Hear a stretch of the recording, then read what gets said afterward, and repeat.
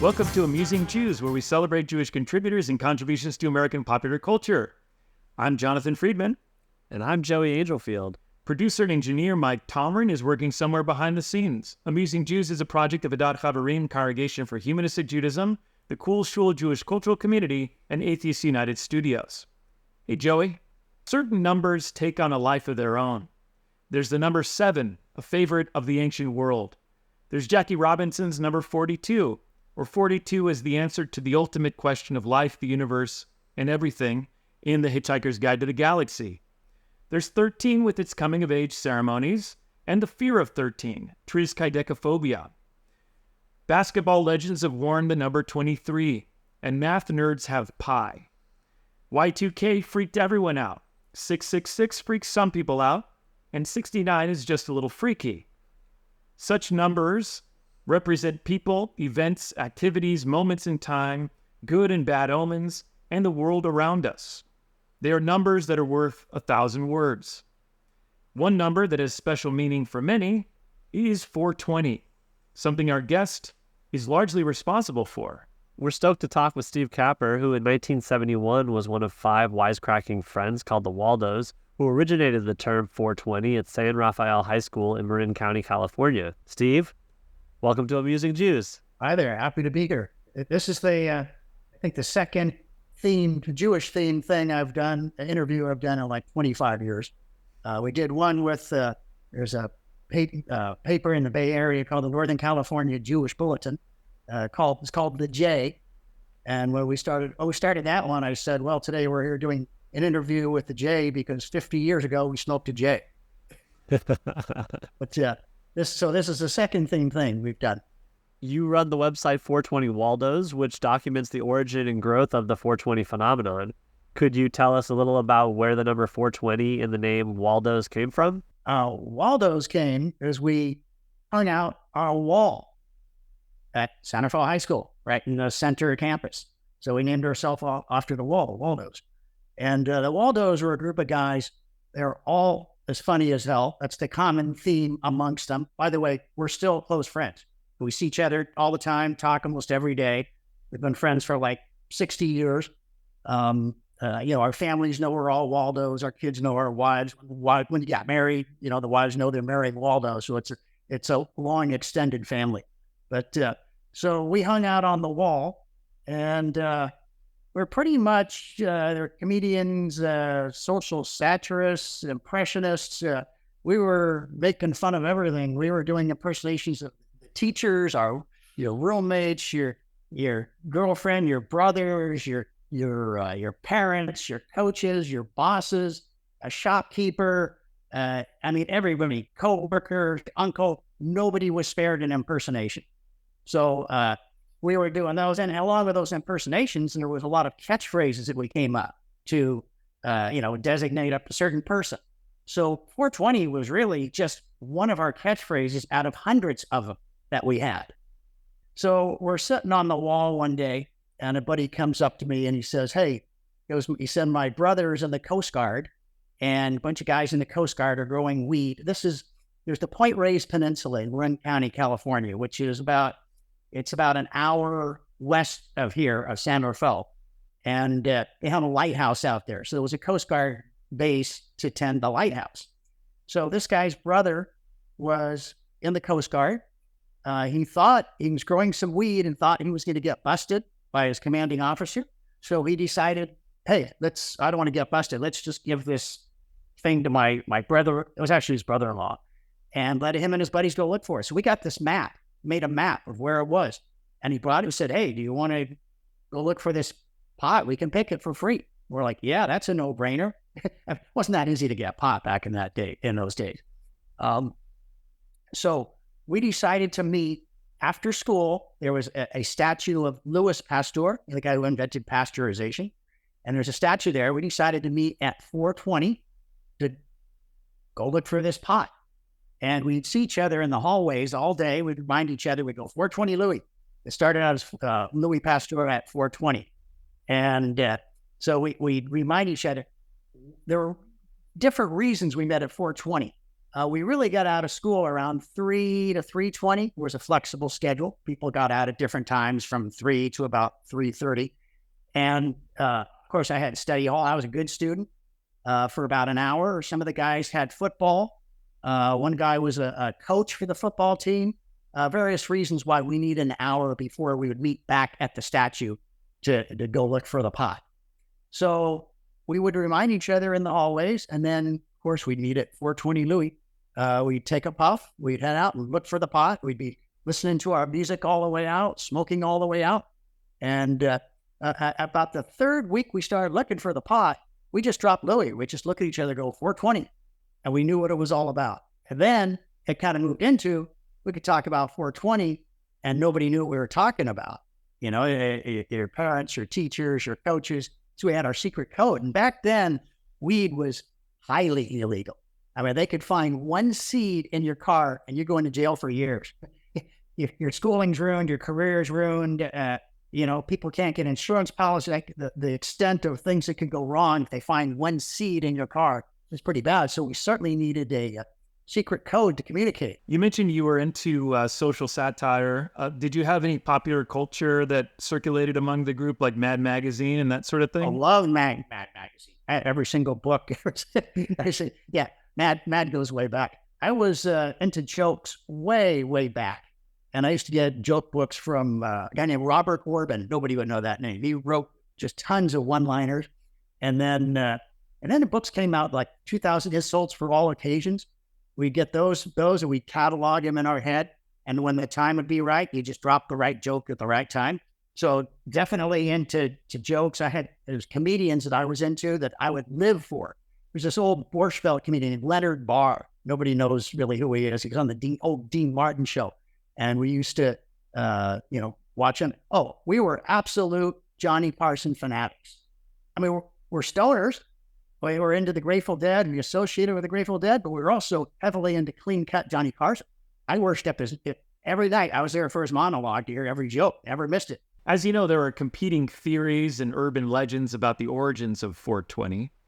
The one I heard growing up in Southern California was that it's a police code for marijuana use, a rumor that was printed in the May 1991 issue of High Times magazine.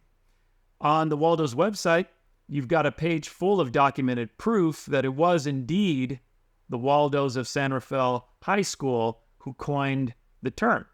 So besides the importance of truth-telling, why are you so dedicated to setting the record straight? Well, first of all, the police code, that even went back further. I was going to school in Southern California, college, and then I'd come back and I'd pick up hitchhikers, and we're only talking like 74, 75. And I pick up kids, you know what 420 means? I go, sure. I go, what is it? Well, it's a code for police code for getting busted. I go, no, that's not it. So as early as the 70s, somehow it got interpreted as that. By the way, I'm the expert on it. There was no police code, not storing, not transporting, not buying, not selling, nothing that has to do with marijuana. In California, if you were to get busted, it's like a California health and safety code that's all 5 and 6 digit codes. There was no municipal codes. There's no federal codes. Nothing having to do with 420. So that's a rumor. And then there's the many other rumors. It's the number of chemical constituents in THC. It's the time Jerry Garcia died. I mean, it went all over the place. And to this day, even people are making up stuff. Waldo Larry started seeing more, and we started seeing it. Hats with 420 on them, T-shirts with 420 on them. You'd see it carved into a bench somewhere. It's just kind of started becoming more and more, a little bit more commercial. And Larry called me up and goes, it's like beginning to be all over the place. So what I did was I wrote High Times magazine. And I said, hey, this is not a police code. It's not, all the other things people think it is. Here's the real story. And that was, went to the editor-in-chief, Steve Hager. And he said, are you sure, do you guys have any proof? I go, yeah, we have remnants of proof. So he flew out here and spent a weekend with us. And we showed him all our evidence, which he was very impressed with because it's like postmarked letters going back to the early 1970s with postmarks. We have a flag. I go into the individual pieces. And I didn't know he was going to do this. He went back to New York. He went right onto ABC TV and said, hey, I found the beginnings of this. And from there, then, I mean, everybody started coming after us over the years. We've done interviews with Time, BBC, Associated Press, CNN, and a lot of them, they would fly out here and we go to the vault. We keep all this evidence in a vault. The vault's at Wells Fargo World Headquarters at 420 Montgomery Street. Just happened to be 420. So we get into the vault and we show them all the evidence and we back it up. There were people, they'd go on the web. Anybody can say anything on the web. And they started making up lies about us. Like, the story about the Coast Guardsman who was growing the pot. They said there was no Coast Guardsman. It was a fable. These guys made it up. They're full of shit. That just made me mad. So I go, well, I got to contact the Coast Guardsman. We didn't know the Coast Guardsman back in 1971. It was just our friend's brother-in-law. So I'm thinking like, well, now here it is. It was about 2010. If he was 18 or 19 and in the Coast Guard, he's probably still alive. So I spent 5 years to track him down. That's a whole other story. And we finally found him living homeless in the streets of San Jose, California. And I got all his Coast Guard records to show he was at the Point Reyes Peninsula serving in the Coast Guard in 1971, et cetera, et cetera. So we back it up. It just the ideas keep coming. And every year, I guess you guys know, around April 20th, it all starts up. And a few months before, it starts eating up. And the media comes to us and people start telling us about things. Like this year, it was on 420 got onto Jeopardy. So immediately people call me up, hey, 420 is on Jeopardy. So I got to go find it. And of course, I put it on the website. It just keeps evolving. 50 years plus later. There's something compelling about the number 420. It rolls off the tongue. It's memorable. I imagine if maybe it was, let's meet at 327 or 515 or something like that, it wouldn't have had the same cultural impact. Yeah, when the guys were on the football team, and by the way, sometimes they would cut practice. One guy was a team manager, so we could get off early. Sometimes, like on Mondays, they had, after a game, they would have healing day because they were beat up from the game on Saturday. So maybe we'd go on a Monday. But there were different, influences. It just 420 worked perfect. So you kind of already spoke about this, but do you remember when you first noticed 420 catching on in cannabis culture, or maybe funny stories about when other Waldos noticed that point in time? I was going to San Diego State at the time, and there was a head shop on Mission Boulevard. I walked in there, and I immediately saw a T-shirt and stuff. That's where it kind of hit me. Of course, it went to our younger brothers. It went to classmates behind us. We went away to college. It went away to the people we went to college with. And then there's the whole, Grateful Dead connection. You guys are aware of that. And we had a couple of connections into the Dead. So Waldo Mark, his dad was a real estate broker, and he basically handled real estate needs for the Grateful Dead. Because they need a place, they have big organization, they need office space, they really need rehearsal space, they need place to store their equipment. So he would find them all their spots, and then we'd be like at their shows, we'd be on the guest list. We'd be backstage with people at Dead community using the term 420, and they picked it up. And the whole Dead community, that's worldwide, so they picked it up. When everybody in the Dead organization would make money, Waldo Mark's father, his name was Herman, or High, another Jewish guy, he would find them their homes in Marin County Hills and say, hey, they need somebody to babysit their pets and watch their house. You want to do that? We're like, sure, absolutely. One very interesting aspect of the whole story, Waldo Jeff's father was a narcotics officer. The highest level narcotics officer in the state of California, in Northern California. So certainly we needed a code to be talking about weed around him. Well, we're talking around him. He busted the president of the Hells Angels. He was off doing stakeouts and stuff. And it's funny because while Jeff is one of the guys starting 420, we have stuff going on like his dad would come home from a bust. He busted into a bust, and all the goods were in the back of his car. So he'd pull the car into the garage. He wouldn't go to the station and empty the car. He'd come home with the stuff in his car and take it back to the station the next day. But it was in the car in the garage during the evening, so Jeff would get the key, go into the trunk, and get the Waldo some samples.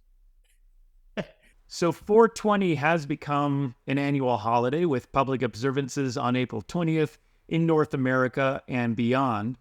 When did that all start? When it really started to take off was in after 2000. You'd get some celebrations, Golden Gate Park, San Francisco, of course. You would get University of California, Santa Cruz. You'd get, Seattle, Vancouver, Toronto. They had some people celebrating. But where it really took off and it kind of really changed the world was the University of Colorado in Boulder. They started on their lawn. It'd be, 10, 20,000 people showing up. And after a while, the cops are like, we can't control this. We just have to let it happen. And people got a taste of what it's like to be liberated, to smoke weed out in public, and people aren't busting you, and do it with all your friends. And it was not only a celebration, but it was kind of in defiance of the law and to protest the law. And so those things started growing bigger and bigger. And in that respect, that's the way 420 was a real catalyst for the ending of prohibition. Because when that started, then the media, they couldn't ignore that. They started covering it. And before, they were shy to cover cannabis. They go, hey, look what's going on. We got to, people want to change marijuana laws. It's growing and stuff like that. Oh, but by the way, going back just a little bit, I think it was 2003 in California, they approved the first medical marijuana law. It's Assembly Bill or Senate Bill 420. We had nothing to do with that. But that was like the beginning of medical cannabis. But, and there have been other congressional things with 420 on them. But back to these things at Boulder, the media started paying attention to it and started discussing things about legalization. Is it good and bad, and why, and what's the problem? How does it ruin people's lives? So it was not only these events that spread, then it became a forum for the media to discuss it.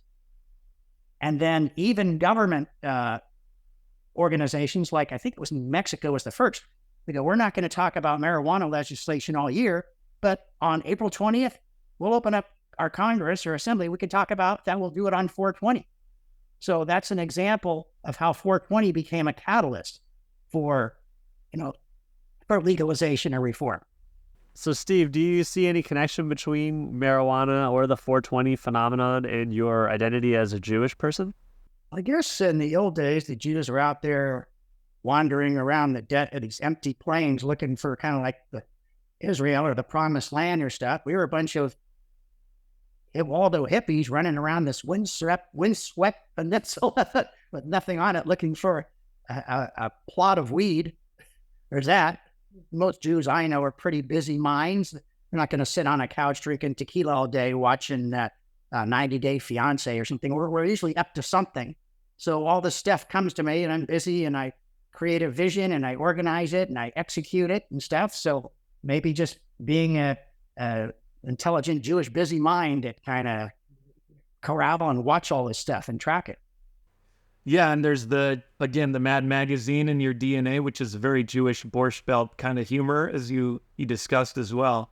By the way, it's not just national. It's all over the nation, but it's international. I mean, for years, there's celebrations in Ireland, Norway, Holland, South Africa, New Zealand, Australia. We've gotten media interviews from journalists in Italy, Colombia, Peru, Israel, absolutely Israel. We talk with journalists there. When our website, when 420 comes around, I look at where all the hits come from. Probably more hits from Poland than anywhere. I don't know why, but it's absolutely an international phenomenon. I had fun looking at the variety of pop culture references to 420 you've archived on the Waldo's website. I got a list here. I can't remember it all in my head, but I can. If you want me to go with super speed, I can go over some of this stuff. Sure. Every major late night talk show, it's been on Kimmel, Colbert, Fallon, O'Brien, Letterman. By the way, it was Jimmy Kimmel honored us last year and the year before in his monologue. Last year and the year before, he did basically his whole monologue on 420. It's been on The Simpsons, on Jeopardy, The Price is Right, The Today Show, South Park, Modern Family, That thing disjointed, been on Saturday Night Live many, many times. It's been slipped into so many movies. Of course, I could go into detail if I had more time. Fast Times at Ridgemont High was in there.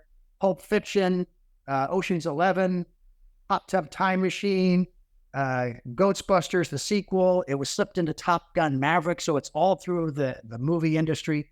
It's in, of course, we're in Wikipedia. We're in the Oxford Dictionary, 420. It's in all dating and real estate sites. It's the norm. If, let's say, you're going to have a roommate and you want to make sure they're cool with marijuana, use the term 420 friendly. If you're on a dating site, you don't want the person be upset about your marijuana use. It's 420 friendly. In Congress, that was in 2021, Chuck Schumer got up in front of the United States Senate and said, "Happy 420." And as long as we're here, let's talk about all the marijuana legislation I've been working on. I mean, how's that? It gets up to the U.S. Senate. That blew my mind when that came on.